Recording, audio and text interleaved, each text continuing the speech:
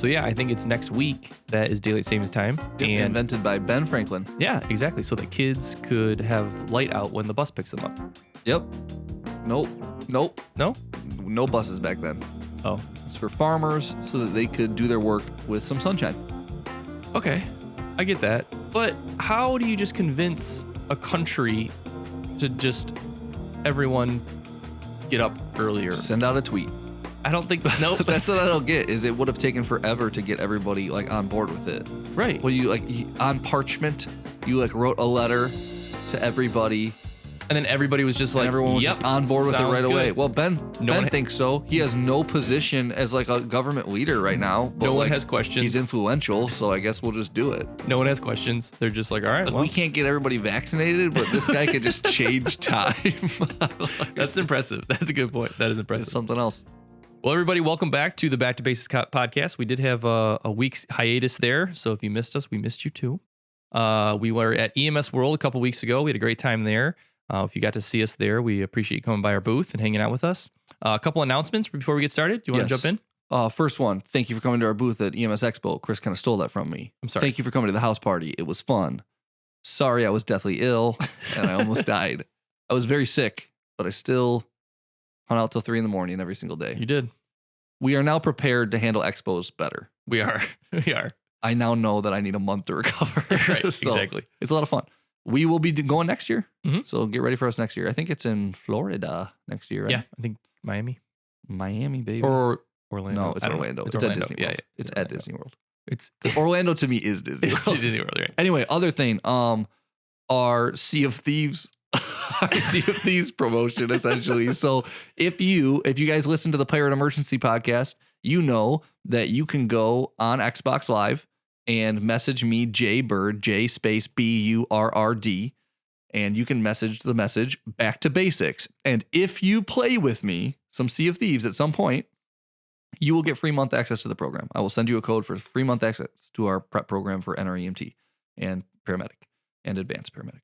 All right, I like it. Advanced. Also, some other news in the NREMT test prep space. So we now are offering, and it may be for a limited time, so jump on it while it's still there, is lifetime access to our program. If you're EMT or AEMT, it's lifetime access for $97, $99. Just under $100. Yeah. Something like that. And if you're a paramedic, lifetime access for $149. So again, we're trying this out as to see if we were subscription based before. And we want to know if this works better for you. If you just want to jump on, we've had a lot of people ask about like, hey, I'm just starting my program. Will this help me? So we wanted to offer up the ability for you to get the program, use it during your paramedic or EMT or AEMT program to supplement, and then also still have access to it to help prep for your exam. We've got a 94% pass rate still. If you take our program all the way through, 94% chance you're going to pass that NREMT. We're having a lot of fun with it, so check that out at guardiantestprep.com. Yep. Think of it this way. If you think you're going to hold on to the program for 3 months, it is worth buying lifetime access for while you can. Exactly. All right. Cool. What are we talking about today?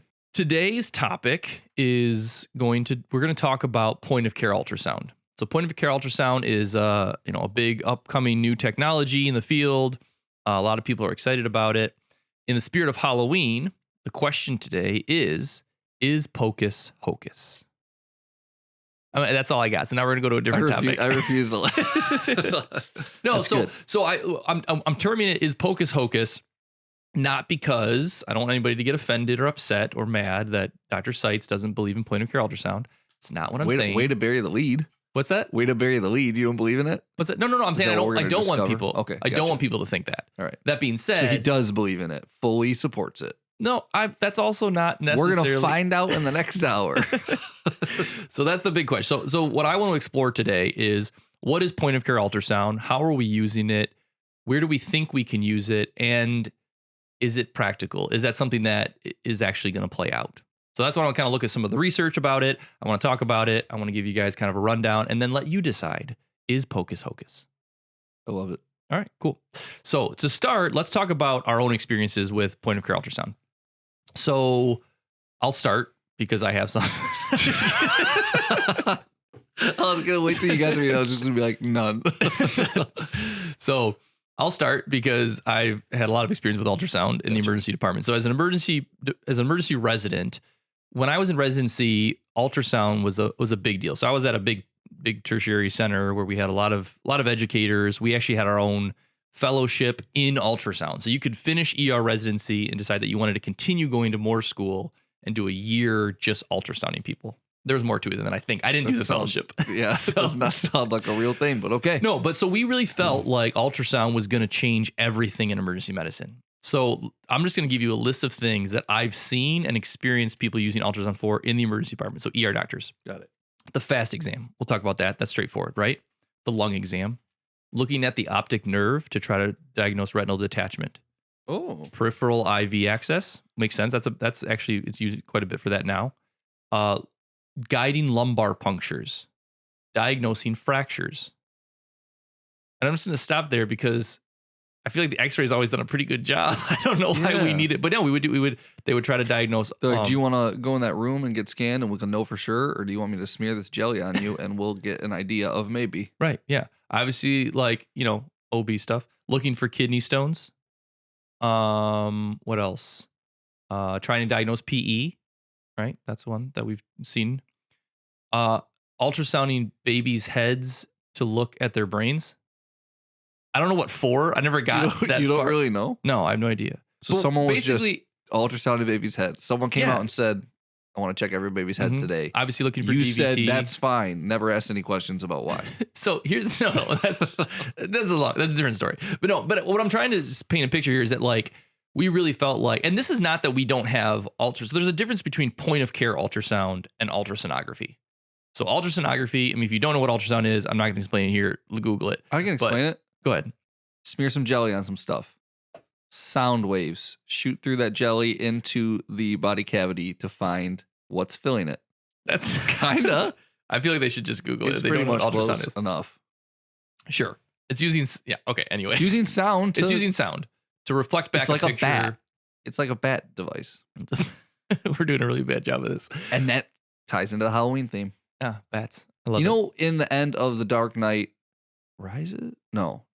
The Dark Knight, he uses everybody's cell phone, send out a blast, and then it paints a 3D picture, like Sound Blast. It paints a 3D picture of Gotham. And then Morgan Freeman is sitting at the computer and he can see everything. And he's like, we need to destroy this device because violates people's rights. And then Batman's like, oh, have faith. And he does destroy it. Right? Ultrasound. I mean, you're not wrong. It's like- That's exactly what ultrasound is. Yeah. Okay. So I guess don't Google it. Just watch Batman movie and The Dark Knight. The Dark Knight Rises. Is that the one? No, I think it's The Dark Knight. Just The Dark Knight. All right. It's the one. Anyway. Yes, because he uses it to see where the Joker is, and then he maps it all out, and then he's like, "They're on the roof," and he does. Yeah, Okay. All right. Cool. All right. great movie. Great movie. That's what ultrasound is. I guess we could be done because I don't really have anything else to share. No. So we have all this, obviously, like ultrasound and ultrasonography in the hospital where we diagnose lots and lots of things with ultrasonography. However, that is done by trained techs in ultrasound. The images are interpreted by radiologists who spend, a couple years learning how to read x-rays and CT scans and ultrasounds and all that kind of stuff. Okay. Point of care ultrasound is what we're talking about, where like people like myself, emergency physicians, or people like you as a paramedic use ultrasound to like quickly diagnose and triage and treat things. Right. So we talk about like point of care glucose, right? Point of care is a nice way of saying like, can we get someone who's kind of a dumb shit to do it? No, because like point of care glucose, like you're not like trained to use like a fancy glucometer. It's like, here's one that's a quarter of the cost of what we'd spend for a real provider. And you're going to kind of do, after a 10-minute training, you're going to do kind of what we spend a lot of time on to get results that we might question. Well, so you're not wrong. So it's like basically point of care I like to think of as like acute. So like acute, quick, efficient, minimally invasive, super fast. Can we diagnose like you said, like the bare minimum type of thing? We're not getting in depth and spending a bunch of time. We're basically seeing like, can we rapidly diagnose certain things like, hypoglycemia or hyperglycemia with point of care glucose, or in this case, different things that we can diagnose with point of care ultrasound. The problem, and this is where I want to raise the question today, is that the problem is that like, again, I've seen emergency physicians use the ultrasound for all these different things. But in my, and I'm sure people will argue this, but in my practice, and I will say, like, I'm a young physician. That being said, I've worked in hospitals across the country. I have yet to see ultrasound really in the emergency department, other than for a couple things. There's always a couple things, but for the most part, change a ton of patient outcomes. And I'll give you an example, even the FAST exam. The FAST exam is one where we definitely, and we'll talk about the FAST exam. The FAST exam is we're going to look at both sides. We're going to look at the heart. We're going to look at the bladder, and we're looking for blood in the abdomen, right? To be able to quickly diagnose, intraperitoneal bleeding. I've never, in my own practice, actually ever seen someone get a positive FAST exam, tell a surgeon, hey, I've got a positive FAST exam, and then have the surgeon say, okay, let's go right to the OR. Now, that's the point. And I'm not saying that doesn't happen, but for the most part, a lot of times the surgeon will say, well, let's get a formal ultrasound or let's get a CT scan really quick because we can get these other imaging modalities done so fast now that I can throw them in the CAT scanner sometimes just as fast as it takes me to wheel the ultrasound machine over there and do the exam. But isn't that the idea of using this in the back of an ambulance because I don't have a CT scanner or True. But I guess an MRI but my or question an X-ray is, machine, so I can use this to at least be like, hey guys, we think that this bone is broken, or we think that there's blood in the abdomen. So now use your device, but you're going to use it anyway. Is kind of what you're getting at. Well, and that's the question. That's the question I'm raising. Is that like, does it make sense in the back of an ambulance where you already have limited resources and like for most people, like one person to take the time to ultrasound to be able to say, hey, I think this bone's broken, or hey, I think there's blood in the abdomen, and then tell me that, and then you come in and like, I'm not saying that early communication, early diagnosis is a bad thing. I'm not saying that at all. Obviously, like any tool we use, like ultrasound, to be able to help us in our differential diagnosis and rule things out is important. The question is it cost effective? Do we have the ability to train? Do we have the ability to do it in the back of the ambulance well enough where it's actually going to change patient outcomes?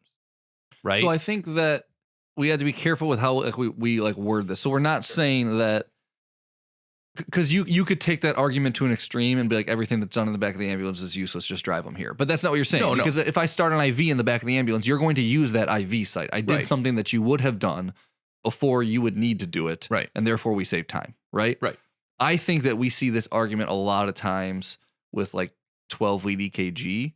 Like I just ran a training in my department a little bit ago, and some of the guys were like, what's even the point? Because they're just going to do their own 12 lead. They're going to take them up to the cath lab to look, or they're going to do blood draws for troponins. But like the point, my argument for that is, well, you need to know what facility to take them to based off of the 12 lead EKG. Because if you're seeing ST elevation, then you're going to take them to a coronary reperfusion center. Right. So there's always been a reason that we do the things that we do before we get to you. And even in 12 lead EKG, when we talk about STEMIs, I mean, we do divert in multiple hospitals across the country directly to cath lab. Yeah. If you send me an EKG, transmit an EKG that has a STEMI on it, you should be. What's that? You should be. It doesn't always happen. And that's where the guys get frustrated. But all I'm saying is that there has always been a solid argument for what we do in the back of an ambulance pre-hospitally, where we can show that it directly results in either increased speed, increased index of suspicion, or, better treatment. Right. Well, and even some of the research with the 12 lead EKG shows that patient outcomes are better. Time to cath lab, time to reperfusion, that saves lives. So that makes a difference. The question is, and this is where the research is lacking, and we'll talk more about it, but in point of care ultrasound, is that does it actually change any patient outcomes? Well, and that's kind of what I'm getting at is like, why would, if I didn't already have the index of suspicion in the back of the ambulance to use the point of care ultrasound, like it'd be one thing if you were telling us like scan everybody's abdomen no matter what, whenever there's a trauma. And then if you find blood, it's like, oh, we've caught this thing for you. Now, to go ahead and scan them when we get to the hospital. But if they're in a car accident and I suspect an abdominal bleed and then I do an ultrasound on them, you're still going to, that didn't change anything because we already suspect an abdominal bleed. I'm not like turning you on to a new index of suspicion that you wouldn't have already had based on the presentation. So sure. No, absolutely. It's not like we're catching something. You know what I mean? We run 12 lead EKGs on anyone with a pulse and a problem. So sometimes we catch cardiac stuff when we wouldn't normally. Like we wouldn't just ultrasound this person's whole body in the back of the ambulance, and then you're like, oh, we didn't know he did have a broken bone. Well, and that's the thing too, is I think sometimes with this type of newer technology, it's fun, it's sexy, it's cool, it's like this new thing that we can do, and then we do that sometimes. Like I've seen ER physicians even who will spend like 20 minutes in a room just ultrasounding the person's whole body.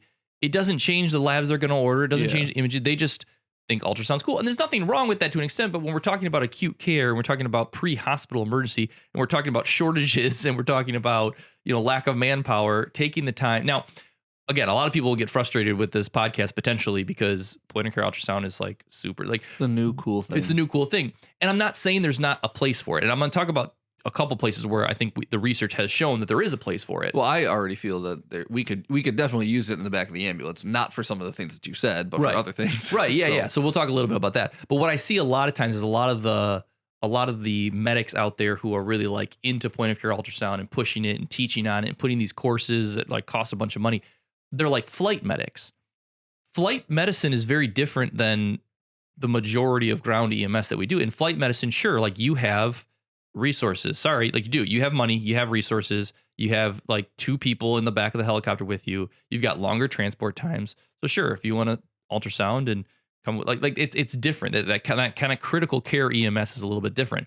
I'm kind of more speaking to like EMS in general, right? The majority of people who are short manpower and don't have, what I mean? Like, I just don't know if there's really a huge, and then even in flight medicine, I don't know. And I'm not saying that I'm not saying that this is true, but I don't know. And I don't know if the research has yet shown that in that modality, it actually changes patient outcomes in the long run. You know what I mean? So, and that's the question, right? I'm not saying that there's an answer. I'm just saying that that's kind of the question. So let's talk a little bit about and we kind of like highlighted like the fast example. What are some of the point of care ultrasound in EMS techniques that we're seeing that are being used at least minimally in the field? The fast exam. The fast exam. No, sure. So there's that. I think just difficult IV starts. I mean, there have got to be people with me here where like you're in the back of the ambulance, you've tried 3 times, you can't get an IV because this person's just a very difficult start. Yeah. And then you talk to them and they're like, oh yeah, they usually use the machine to poke me. And it's like, okay, well then you'll get your IV at the hospital. Well, if we had that machine, we could poke them and get it ourselves. So it would be very useful. Potentially. So here's my other, and I don't mean, I'm playing devil's advocate a little bit here. I don't want people to think I hate point of care ultrasound. Like, I use it in my own practice. You're so prepared for like all of the emails. Right, like, yeah, I just don't want to way get too nervous about the emails. Just exactly. Relax. But I do peripheral guided IVs with the ultrasound in the emergency department. I can tell you right now that if you put me in the back of an ambulance and we're driving down the road, there's no way. But people say that about IV starts in general. Sure. I mean, as an ER physician, do you feel like you're decent at IV starts in general? No, not at all. I can only do ultrasound guided. Well, that's what I'm saying. It's like you typically. So I can't argue. I don't have POC ultrasound in the back of my ambulance, so I can't speak to this. But I would think that that's something that we could mitigate because we have to mitigate it in any way with our normal IV starts. That's a fair point. I don't know. It's just But like that to me is like that's a practical. What do paramedics do? They start IVs. What would make some IVs that they're missing? They'll be able to get it. Oh, point of care ultrasound. Cool. Yeah. Like, why are we talking about when you said fractures? Right. I started tuning you out. The fractures seem so stupid to me. Like, why do I need to confirm? Like you said, there's an X-ray machine. Like it's not. Yeah. And it's not going to be like emergent ever really to identify. And I think for the most part, you should be able through your physical exam. Like, and I think history, this is a fracture because there's a side of his bone is sticking out. So let me rub some jelly on it and confirm it. Exactly. It's not, and again, it's not going to change the fact that the patient's going to get an X-ray. It's not going to change the fact. It's not going to expedite any care. So again, I don't know if that's a place for. Is it cool? Is it cool that you can potentially diagnose a fracture with an ultrasound? Sure, I guess if you're into that kind of thing. I think it's cool. But yeah, but as I'm saying, like it doesn't. I don't know if it's actually practical. So the fast exam is one where. So this is, I feel bad saying it because I think the fast exam, we really like, that's like the one thing in emergency medicine where we're like, yep, that's where we need to use ultrasound. And again, I haven't really seen it play as big of a role as maybe it should or could for multiple reasons, right? Right. So in EMS, the question is, does it actually, like if you got a positive fast exam in the back of the ambulance, hypothetically, you could call in and say, hey, I've got a positive fast exam. There's blood in the abdomen based on the mechanism and the history and the physical exam. I think there's blood in the abdomen. You get to the emergency department. Is that going to get the surgeon down quicker or get him to the OR quicker? I don't know. I mean, I think the goal would be that it should, and that would be like the initiative in a hospital setting or they would be scanned before surgery, no matter what, right? Like I don't know. I'm not a surgeon. I don't work in the hospital in that capacity in any way. So, like, wouldn't like if you're a surgeon, like you want to like make sure it's okay to do surgery. Right. So like you're not going to just trust point of care anything. Right. And that's what I've at least seen in my practice. And again, I think there are probably some surgeons out there who have great relationships with their emergency physicians. I'm not going to say EMS because I don't see that having happened yet, but like at least there are emergency physicians where maybe one emergency physician out there who's like, I did a fast exam, there's definitely blood there. And the surgeon's like, absolutely. But I it's not trust you. dependent on the provider's ability. It's not like, hey, I'm a surgeon and I know this paramedic personally. Gary, he's a whiz at point of care ultrasound. It's the equipment itself. It's that. Well, but there is definitely some technical, like, you gotta be able to get good images. That's the other thing too, is that like even. But you can get a different kind of image that's better. That's what we're talking about. We're not talking about. Sure. They're not going to get a better version of ultrasound. They're going to do a CT scan. Exactly. Yeah. So like, why would I not choose the better, more definitive? Unless it takes a ton of time to get a CT scan. It doesn't. But let's just say it did, and then this was a faster way to get them to surgery, like you were saying. Right. I don't know. I don't know if I buy that. Maybe I feel bad because we were at a conference recently, and there was like this ER doc that was like, "Oh, all my EMS people do point of care ultrasound specifically for this fast exam, and it's like tip of the spear, state of the art." And that's great. I just don't really get it. And again, and that's kind of the question I'm raising today is all technology out there as beneficial as we want it to be? And at least like I said, in my practice, like ultrasound in general, in the emergency setting has not played out, I think, as robustly as we would have potentially liked. Maybe it still will someday. I don't know. Like I said, but we got to look at what the research shows now.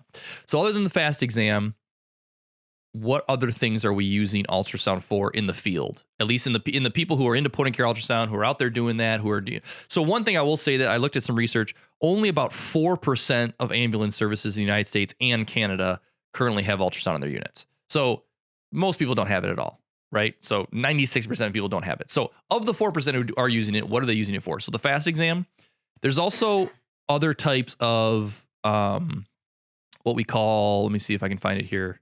How do we word this? Like certain examination types. Like it's a series of different things that we look at with the ultrasound and we call it. So like the rush exam is one of them. So rapid ultrasound and shock. So the rush exam is something we can do to rule out essentially like your H's and T's. So you're going to look at the heart, you're going to look at the lungs, you're going to look at the bladder, you're going to look at the kidney. So this is the smear jelly all over their whole body and check everything. Right, sure. yeah. And because of a mechanism of injury or a nature of illness that makes you think, yeah, hey, now let's shotgun method and check everything. Right. So like, so you're looking for blood to diagnose hypovolemia. You're looking for heart strain to rule out PE. You're looking for the lungs moving a certain way to rule out tension pneumothorax. Oh, sounds exhausting. Well, and again, so the question is there a potential place for that? Maybe. The question is that how are we using it? Are we using it as an add-on to like, in my opinion, we should have a clinical suspicion for something and then maybe confirm it or add data to it. That's what I was getting at earlier, is if we didn't, it's not going to find something that we don't have a clinical suspicion for in the first place anyway. Right. And if we have that clinical suspicion for it, we should be able to, through words, convince a doctor to do more definitive tests to find it. Right. And you know, that's kind of the message I think that like you and I try to give to EMS is that through good assessment, good physical exam, you should have a decent differential diagnosis because you listen to the Back to Basics podcast and you understand the basics real well. You should be able to then communicate that to a physician. And again, I get that physicians aren't always, receptive, but like you should be able to communicate in a way where like, does point of care ultrasound add so much value that it needs to be incorporated across the entire EMS system? I don't know. Right. That's kind of my devil's advocate. Like where, I'm not sure. And the other one you'll see out there is the blue exam. So BLUE, and it's bilateral lung ultrasound in emergency. Bilateral lung ultrasound in emergency. And it's literally looking at both the lungs, and you're looking to see how the lungs slide on ultrasound to see if there's a potential pneumothorax. Okay. So you can determine whether it's like a simple versus a tension versus a... No. Never mind. I don't know. Well, that's the thing, right? Well, so that's the only time I would care. So here's the thing. If you have a clinically significant pneumothorax, in my opinion, is something that needs to be intervened on emergently or urgently with a chest tube or needle decompression. That's something that hopefully your physical exam and your mechanism and your history can diagnose for you. Yeah, but sometimes you're not sure if it's a tension or not, so you don't know if it would be a good idea to needle them. Right. But the ultrasound, and maybe people can correct me if I'm wrong, but the ultrasound, as far as I understand, when I use it for my lung exams, unless you're also looking at the heart and looking for strain, looking for other things, is not going to really tell you, right? Because the big issue to me with like pneumo, I feel like people are like, oh, you just needle them. You don't needle them. You're only going to needle them in a tension, Mm-hmm. and you're only going to really be able to identify a tension if all that you're doing is reading the textbook. Any of our clinical indicators for a tension pneumo are like late clinical indicators. So like you're not going to catch it very early. It's now like, oh, we're draining through this tiny little catheter. We're draining some air out because you're starting to put pressure on other things, and we're seeing like. Right. You know what I mean? Yeah, like, no, I do. tracheal deviation, JVD stuff like that. That you're not going to see that until the question is, okay, let's say you get an ultrasound and you suspect tension pneumothorax, but they don't have JVD, they don't have tracheal deviation, they don't have hypovolemia, their blood pressure's stable, their heart rate's fine. Do you needle them? no. Right. That's what I'm saying. So if the ultrasound was like, it's definitely tension, then I could needle them, I guess, and prevent that from getting it to the point where But what it I'm would be saying, bad. but how do you define tension pneumothorax? So if like I said, what if the ultrasound, and I'm hypothetical here, the ultrasound doesn't really do this. So what I'm saying is that if the ultrasound could say like, yes, this is a tension pneumothorax, but you're not at a point where you're having any signs or symptoms with a pneumothorax. Well, yeah, because you would prevent it from happening by draining the air off, right? I don't know. That's the question. I don't know. Does it really change when and how we would degress? It's a moot point. You heard it here first. Chris thinks that pocus is hocus, and he also thinks that you shouldn't needle decompress anyone unless they're about to die. No, I'm not saying that. I'm just, again, Is this personal? Is this about EMS? Do you think that EMS? You're like, really? If you think about what's the point of any of it? No. Again, I really don't want people to get discouraged in that way. Like, if you're into point of care ultrasound, that's awesome. Like, do it. I am too. I'm not saying that I'm not. I'm just trying to raise. I think you're like, if you're in a point of care ultrasound, that's awesome. Keep doing it. Just find a reason to keep doing it. Well, but I do. Like, prove to me that this is a useful device. I do feel that way. And here's why. Because there are educational bodies out there who are creating expensive point of care ultrasound courses to teach EMS how to do all this fun stuff. And I just don't know if that is beneficial. Does that make sense? Yes. Okay. We're going to not expand on that. No, though, we won't. But anyway, dangerous territory. But anyway, I'm just saying. So again, I'm not trying. Please don't. I don't want anybody to think that I like hate point of care ultrasound. No one's going to get you. I'll protect you. All right. I get the emails anyway. Thank you. But again, I'm just trying to raise some questions. Like I said, I want you guys to think about why. The why behind why. What's the point? Right. Exactly. I'm gonna be a little bit more blunt. I'm the paramedic. I want to know what the point. Why would you put this in my ambulance? Yeah. Now, I would like to talk about the IV start thing. I just feel like that's useful. I start IVs every day. I'd like to be able to start IVs on people that are very difficult to start IVs on. You're super, hypovolemic and you've got no veins that I can see or palpate. I'd still like to be able to start an IV on you. And that's something I think we absolutely should incorporate point of care ultrasound for. Granted, I could just start an IO if it was severe. Sure. So that's the thing is like we're talking about this instance where like someone needs an IV. It's not so severe that I should drill them. And I have the time to bust out an ultrasound. How often will we be using it? I don't know. Yeah. And that's the question. And again, these are questions that may eventually have answers. This is where like the new research has to come in. So if you are one of the 4% of people out there using ultrasound, like do some research, like put together a research project with your unit and like give us some information. Do something. Tell me why. Tell me why. No. So, but also ultrasound guided IVs is a place where we're seeing it incorporated a lot in the emergency department. So not only emergency physicians learn how to do that, we're now training nurses to do it as well. Yeah, all the time. So absolutely, we should be training paramedics to do it too. I really do feel like ultrasound guided IVs, if you have the financials to be, and like ultrasound, like the handheld ultrasounds are not crazy expensive anymore. Like $2,000, you can have your own ultrasound at home. Yeah. I wish we had a sponsor we could just sell some ultrasound. If you're selling ultrasound, we'll redo this podcast. We'll talk about how your device isn't useless. Right. And we'll sell it for you. No, but send us money. So for ultrasound guided IV, again, I think there's definitely, it's practical. It makes sense. Does it change patient outcomes? Like yes and no. Like we need IVs in people, and paramedics are some of the experts in putting IVs in. Give them more tools to do that well. Awesome, love it. That makes sense to me. Got it. When it comes to like the rush exam, the blue exam, I said that the jury's out whether or not those things change patient outcomes. I don't know yet. I just feel like I had a patient that got hit with a baseball bat in the stomach, and I think that there's intraperitoneal bleeding. Mm-hmm. I would call you and I'd say, hey, Chris, this lady got hit in the stomach with a bat. She probably check for intraperitoneal bleeding. You're not going to be like, cool, ultrasound and see if you can see anything. Like, you're just going to do that based on that. Like we were saying, you already have the index of suspicion for it.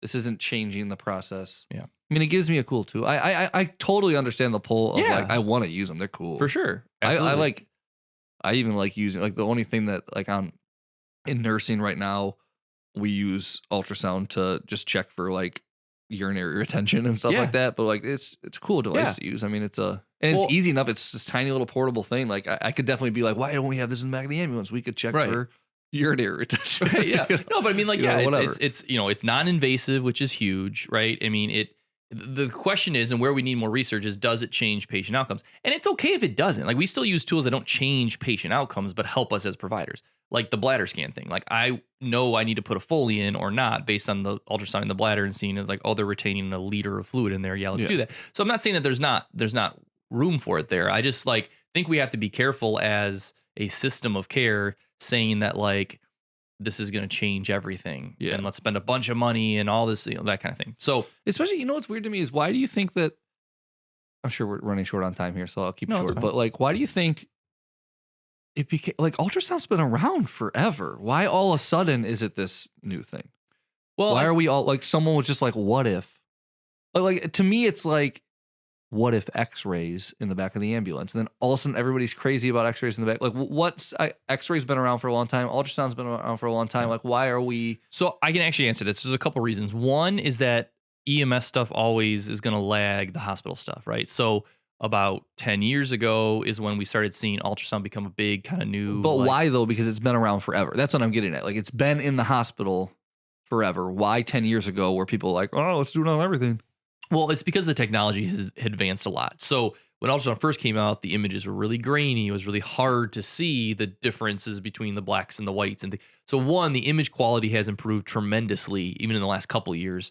And the technology has created it where now, I mean, it used to be the ultrasound machines were these huge, massive things on wheels. And now we can do handheld ultrasound is brand new, probably in the last 4 years or so, 4 or 5 years.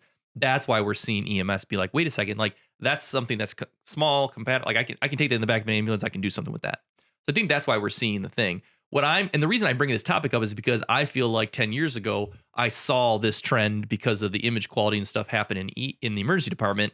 And it's almost like deja vu for me. Like, I'm seeing EMS do the same thing we did in the emergency department. We're like, oh my gosh, this is going to change everything. Let's look at fractures. Let's look at retinal detachment. And I was like, well, we didn't really see that play out. I mean, like, there are some things that we definitely see it play out for. One was the ultrasound guided IVs, which even then, this has taken 6, 7, 8 years to finally, people are like, oh yeah, I guess we should train nurses. I mean, things take so long. The fast exam, plus or minus, I don't know where we saw it. And then there's a couple other things that the research has shown that the use of ultrasound in EMS may be very beneficial.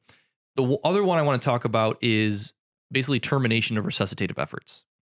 This you were telling me about earlier, and this I get. Yeah, so this makes sense. So what we've seen the research kind of show is that in EMS and in the emergency department as well, in emergency care, ultrasound for verifying cardiac activity actually plays a big role.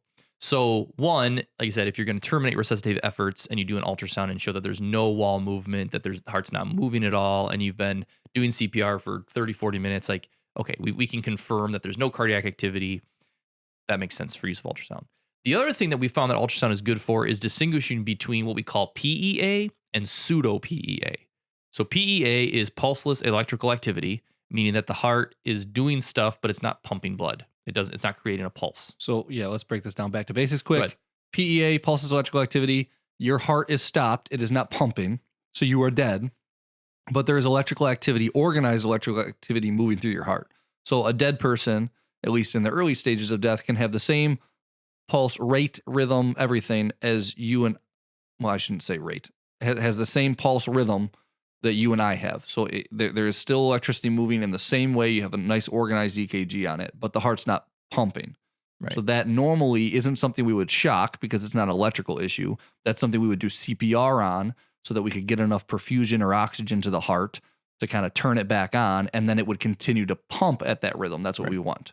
And So- historically, the way we figured that out is we checked for a pulse. We checked for a carotid pulse. If they didn't have a pulse, we're like, okay, yes, the EKG shows electrical activity, but they don't have a pulse. Let's do CPR. Now, the thing is that we found is that there's something called pseudo PEA, meaning that it's pseudo, meaning like not PEA. It's fake PEA. And what it is that we see an organized rhythm. We feel for a pulse. We don't feel a pulse. But the problem is that the heart is pumping blood, just with not enough pressure for us to feel the pulse. Those people technically have perfusion internally to their heart, to their brain to an extent, and that sort of thing. And actually, we found that doing CPR on those people can be detrimental.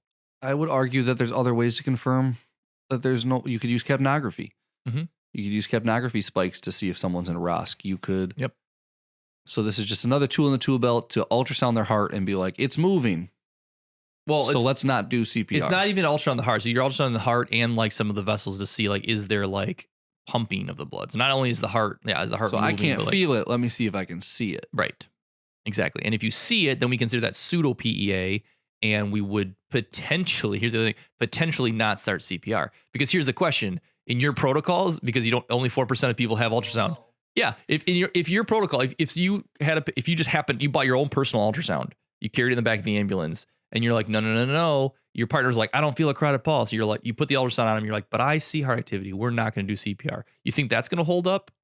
Right. And I guess that's what I don't get is that do we have research that says that CPR and pseudo PDA is harmful? We do. Because there are, I'll tell you right now, there's probably 1 million instructors out there that are telling people, worst case scenario, you're not sure, just do CPR on the patient. Yeah. And that's going to help pump his blood anyway. So he's good to go. There is some preliminary research saying that, and again, it's hard. Cardiac arrest research is difficult, right? Yeah. But there is some research that suggests that doing CPR to someone who has pseudo PEA can be detrimental to their long-term outcome, neurological outcome. So that's where the question becomes, okay, well, obviously ultrasound's a great way to quickly check for, cardiac activity and that sort of thing. Is that a place where we could implement it and have better patient outcomes because we're doing that?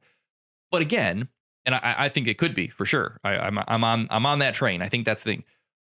From a practical standpoint, if only 4% of people, EMS people in the US and Canada have ultrasound, and we know even for certain that would change PEA and like pseudo PEA and diagnosing that kind of thing. Like, think about the process of implementation of that. It's like we've got a long way to go. Well, there's so much research that has to be done before. Like this isn't a numbers game with ultrasound. It's first proof with way more research that pseudo PEA, CPR and pseudo PEA, what we're doing, essentially, what it's assumed that we're doing, CPR and pseudo PEA is definitively detrimental to the patient. Right. Once you prove that, then you found a problem. Now you have to solve that problem. Now you can go ahead and hypothesize that POC ultrasound is going to change that. Mm-hmm. You know what I mean? Yeah, no, absolutely. And I think another and I use this a lot in the emergency department is pulse checks with the ultrasound. I find that in my practice that the ultrasound is better at obviously detecting a pulse than I am with my fingers or my nurses, someone who has low pulse. But again, capnography, there's other signs of life that we can confirm. And thing too, like you and I are huge proponents of capnography. We don't use we still don't even use capnography. We're talking about using ultrasound in the field. We're still not even using capnography the way we should. You're falling down the firefighter route of what's the point ahead of you? No, I don't mean that. No, I totally get you. Yeah. I'm just saying if I can't like, convince someone to take a little tube and screw it into their monitor and put a nasal cannula on someone, how am I going to get them to bust out an ultrasound machine, smear some jelly, and start going? Right. Yeah, exactly. I'm not saying it's not a bad idea. We just have to talk about the practicality of it. So, so there are no universal, some of the research that I want to share. So there's no universally acknowledged guidelines for pre-hospital care ultrasound use, indications, education, or credentialing. Okay. So another kind of barrier we'll see to the implementation of point of care ultrasound across the EMS system is the educational side, right? You and I are big educators. This is obviously always a barrier. The education is kind of where it really comes down to. The American College of Emergency Physicians. So because ultrasound is, like I said, you can get a fellowship in ultrasound as an emergency physician. The American College of Emergency Physicians, or ACEP, has put out guidelines of what emergency physicians need to accomplish in order to be considered competent in ultrasound use. It includes 25 to 50 scans per assessment type. So that means that like now on the emergency medicine side, if I want to be proficient as a FAST exam, I need to do 25 to 50 of them and have them looked at and reviewed. Yeah, you could break. So I feel that the field would just bypass that. That's what they do with intubations. Right. Talk to an anesthesiologist. He tells you need to do about 200 intubations, live intubations, before you are at the bare minimum level where you can start becoming proficient. And I can confirm this because I've talked to anesthesiologists that have told me this. Yeah. I had to have 5. Right. Right. So again, and the only reason I bring this up is, of course, that's going to happen, right? Like we have a shortage of clinical spots for EMS, that kind of, even in medicine. We'll cut the red tape, but I see what you're getting at. Is like we don't have any educational standards on how we would even train people to use POC. So like I guess this 4%, like in a way, I think they're very much championing a cause, which is good and it's positive, and they should definitely start establishing. But like what I think the people out there that have POC ultrasound, they need to be deciding what that's for. Like hey, you got the device and you're doing it. Pick something that you're doing with it. Are you using start logging some research? Yeah, and you need to be in communication with your ERs and with your surgeons and deciding like, hey, what do you want from this? Let's build some research out, because it sounds like we've been stuck on this for a long time. Like it's been years of, is this useful? Well, we can figure that out by just doing it a bunch. Right. No, absolutely. Yeah. And I think there probably is a place for it. Now, is it going to be all the places that we're currently using for? Probably not, but we can narrow in on some things, I think, but we need a lot more research.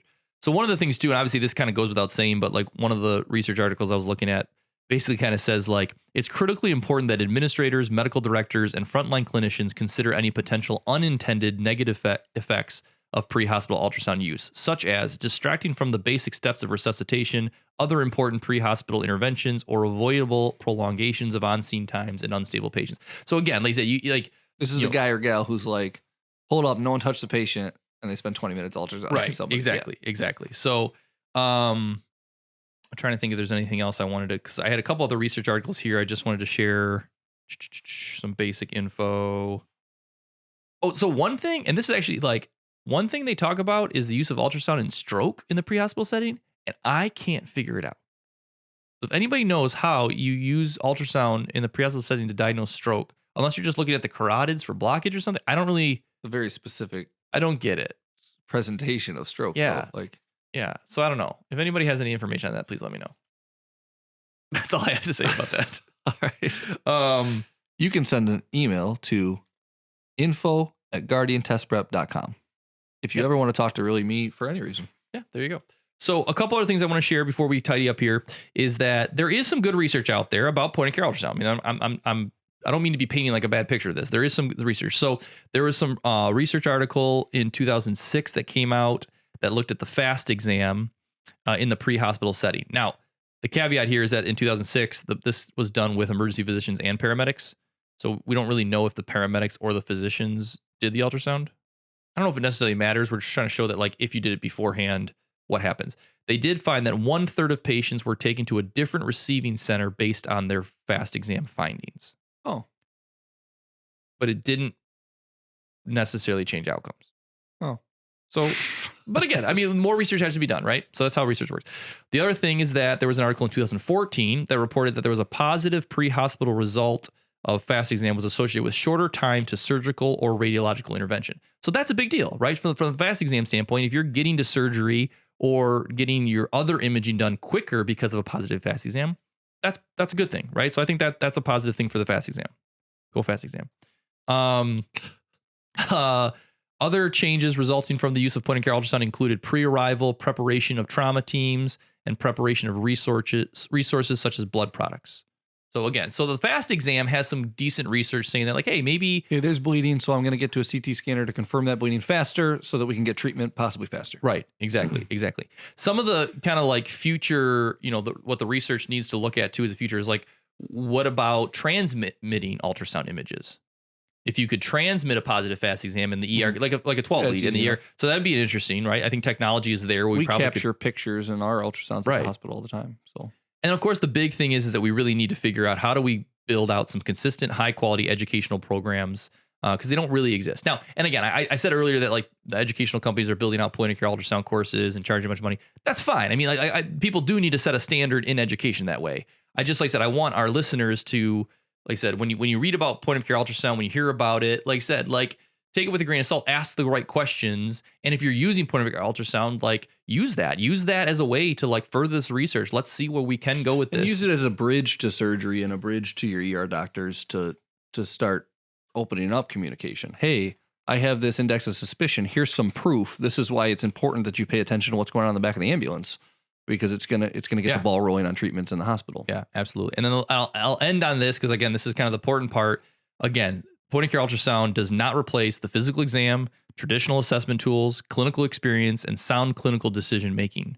In isolation, paramedic-led point of care ultrasound has little use. And of course, right? I mean, so like again, take it back to basics, like these types of things, even point of care glucose. I mean, like all these things that we use, these tools we use, the EKG should never replace our physical exam, our assessment, our basic knowledge of pathophysiology, things like that. We need to use that as our base. And then we need to use these tools, like you were saying, to basically confirm a high index of suspicion, right? So again, I would encourage you guys, like I said, make sure you have those skills set before you start jumping on some of the technology stuff. But so again, I hope I didn't paint like a terrible picture of point of care ultrasound. Stop feeling bad, man. Stop apologizing. But I just like, I don't want anybody to get discouraged. You heard it here first. Chris Seitz thinks point of care ultrasound is garbage. I'm indifferent. I didn't say that. But he hates it. I didn't say that. I promise. So. Some housekeeping stuff. Yes. Thanks for visiting us at our booth at Expo. That was a lot of fun, guys. So if we saw you there, that was awesome. If you came to the house party, that was even awesomer. Is awesomer a word? Oh, yeah. Okay. People that have been joining me on Sea of Thieves, if you listen to our Pirate Emergency podcast, thanks for doing that. That's been a lot of fun. I can now log into this game with like one buddy and like we'll leave a boat like with space in it. And then like when we get in trouble, I just open it up. I'm like, no, someone's coming. And I can fill this boat now with podcast listeners, which is a lot of fun. That's awesome. Now, granted, there's been some questions about how this works. If you message Jay Bird, it's J space BURRD. That's my gamer tag. And you have to message me back to basics on Xbox. And then you have to play Sea of Thieves with me. It could be for a short period of time, but we have to play. We have to be on a boat together. You will get free access to the prep program. All right. For a month. Free access to the prep program. Awesome. So we'll keep that ball rolling. Thanks for playing with me, though. It's been a lot of fun. Way more than I thought. I thought maybe 5 people. I've played now with like 25. That's awesome. So that's been fun. Another thing I'll throw out there is that we now have a new, for potentially a limited time, so jump on it if you can, a new lifetime access to our program. If you're an EMT or AEMT, it's, remind me, what is it? $97? Like $97.99, something like somewhere in the high 90s. All right, so high 90s. But lifetime access to our NREMT prep program. And if you're paramedic, $149, and you get lifetime access to our prep program, one-time payment, no subscription. So jump on that. We're kind of testing that out as a payment platform to see if you guys are more responsive to that. So if you like that better than paying monthly, sign up. Do it. Convince us to keep it on there. 94% pass rate. We're still there. So we're still, like I said, if you take our program, go all the way through, 94% chance that you're going to pass that NREMT exam, whether you're EMT, AEMT, or paramedic. We're having a lot of fun doing it. It's great. And like I said, use this podcast as a way to supplement as well. And last thing, you can very soon listen to this podcast and get a CAPC credit for it, which means that it's a continuing education credit for your licensure, and it doesn't matter what state you're in or what country you're in. This will count as a half a credit for you in the operations category. So we are launching this platform. It's going to be free to everyone to use. It's going to be a lot of fun, and that you're going to be able to find at guardiancme.com. So www.guardiancme.com. Right now, you can kind of pre-sign up for that program. So eventually, you'll have like a user profile. You'll log in. You'll get CEs for freezies from us just for listening. Yep, exactly. So awesome. We appreciate you guys taking the time to listen. We hope you have a great week, and we will be back next week with Burns or a Q&A. We've got a Q&A coming up too. So if you have any questions, please email them into us at, where do you want to send them? info@guardiantestprep.com. Perfect. Awesome. All right, guys. Thanks so much. Have a great week. Stay sweet. Hey guys, we hope you enjoyed the podcast. If you did, we'd love for you to check out all the rest of our content at guardiantestprep.com. We specialize in preparing EMT, AEMT, and paramedic students for not only their school, but also the National Registry exam at the end. Enter EMT test prep with over 15 hours of videos, workbooks, question banks, and everything you need to pass. We'd love to have you get involved. Again, guardiantestprep.com. Check us out.